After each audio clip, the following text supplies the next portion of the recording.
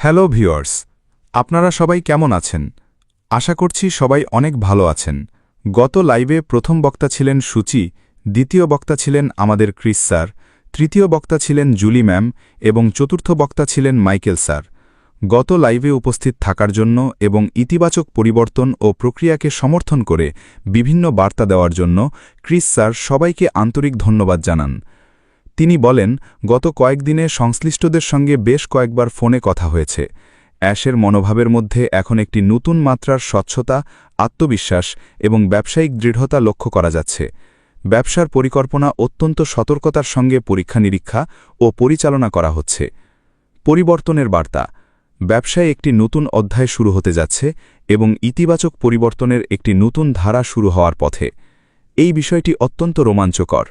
Chris sir আরও বলেন, বর্তমান নতুন দৃষ্টিভঙ্গি কোনো কাল্পনিক ধারণা বা শুধুমাত্র আশাবাদী সময়সীমার উপর ভিত্তি করে তৈরি করা হচ্ছে না, বরং মাঠ পর্যায়ের বাস্তব তথ্য, অগ্রগতি এবং বাস্তব পরিস্থিতির উপর ভিত্তি করেই সবকিছু পরিকল্পনা করা হবে। অ্যাশের পাবলিক যোগাযোগ থেকে বিরতি। অ্যাশ কিছুদিনের জন্য পাবলিক যোগাযোগ থেকে দূরে ছিলেন, তবে এর অর্থ এই নয় যে তিনি গায়েব হয়ে গেছেন, বরং ব্যবসার উপর পূর্ণাঙ্গভাবে মনোযোগ দেওয়া, শৃঙ্খলা বজায় রাখা এবং কোনো ধরনের ভুল বা বিভ্রান্তি ছাড়াই সঠিক প্রক্রিয়া নিশ্চিত করার জন্যই তিনি কিছুটা নীরব ছিলেন। গত সপ্তাহ থেকে চলতি সপ্তাহ পর্যন্ত লাইভে যেসব বিষয়ে আলোচনা করা হয়েছে তার অনেকটাই সরাসরি অ্যাশের কাছ থেকে পাওয়া নির্দেশনা এবং সঠিক তথ্যের ভিত্তিতে দেওয়া হয়েছে।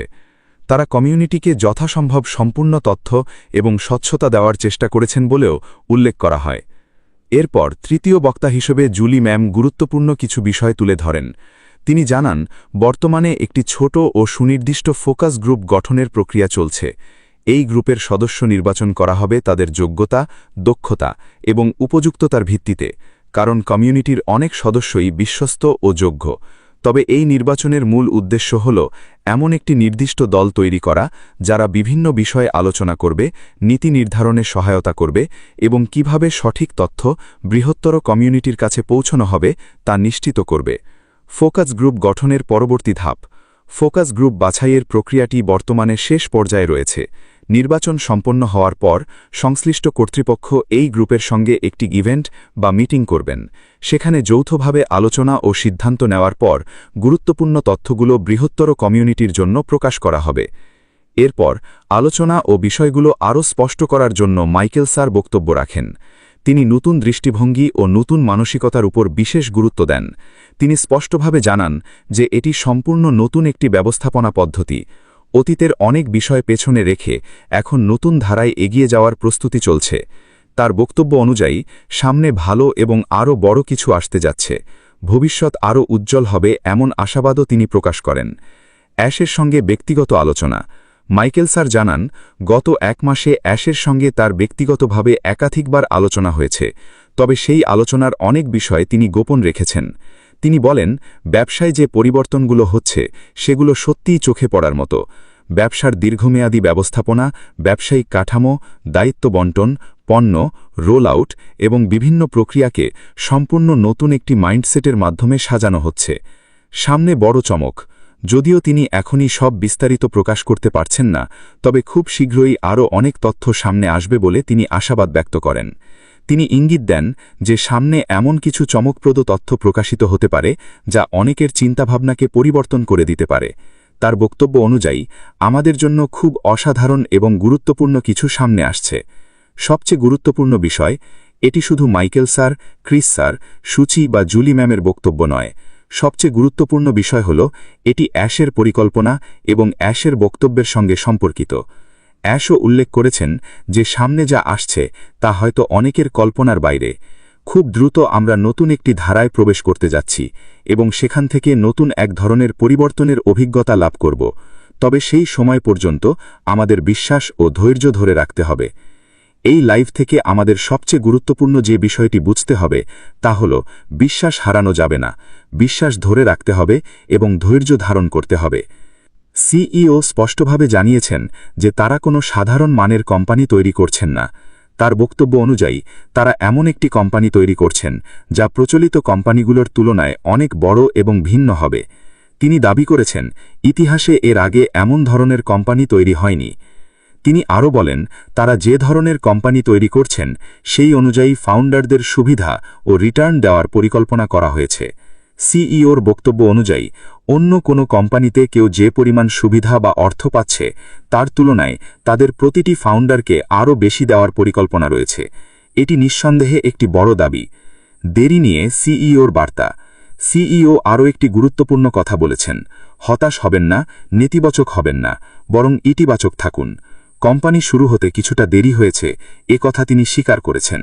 তার বক্তব্য হল, যত বেশি সময় লাগছে সেই অনুযায়ী ফাউন্ডারদের জন্য আরও বেশি লাভ এবং সুবিধা দেওয়ার পরিকল্পনা করা হচ্ছে।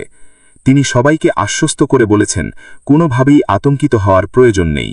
তারা বাস্তব ও সঠিক পদ্ধতিতেই কাজ করছেন। এছাড়াও ভিক্টরি উইথ অ্যাস এর ওয়েবসাইটে ইতিমধ্যে বেশ কিছু বিষয় লাইভ করা হয়েছে। সবাই চাইলে ওয়েবসাইটে গিয়ে সেগুলো দেখতে পারেন।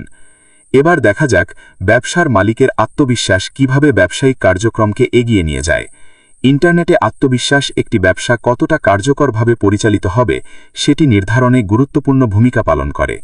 মূল্য নির্ধারণের ক্ষেত্রে প্রতিষ্ঠাতার আত্মবিশ্বাসের অভাব থাকলে তিনি নিজের কাজ বা পণ্যের জন্য প্রয়োজনের তুলনায় কম মূল্য নিতে পারেন অথবা অতিরিক্তভাবে ঘণ্টাভিত্তিক পারিশ্রমিকের উপর নির্ভর করতে পারেন।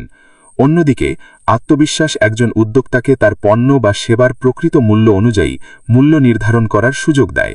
এর পেছনে একটি গুরুত্বপূর্ণ কৌশল রয়েছে। আপনি যদি ঝুঁকির মুখোমুখি হওয়ার আগেই আত্মবিশ্বাস অর্জন করতে পারেন তাহলে ভয়কে কার্যকর এবং কেন্দ্রীভূত কাজে রূপান্তর করা সম্ভব। এর ফলে একজন ব্যবসার মালিক হিসেবে আপনি অনলাইনের অনিশ্চয়তা সামলাতে পারবেন, ইন্টারনেটের ওঠানামার মধ্য দিয়ে নিজের পথ তৈরি করতে পারবেন এবং যে উদ্ভাবনী মার্কেটের দিকে এগোতে চান সেখানে পৌঁছানোর চেষ্টা করতে পারবেন।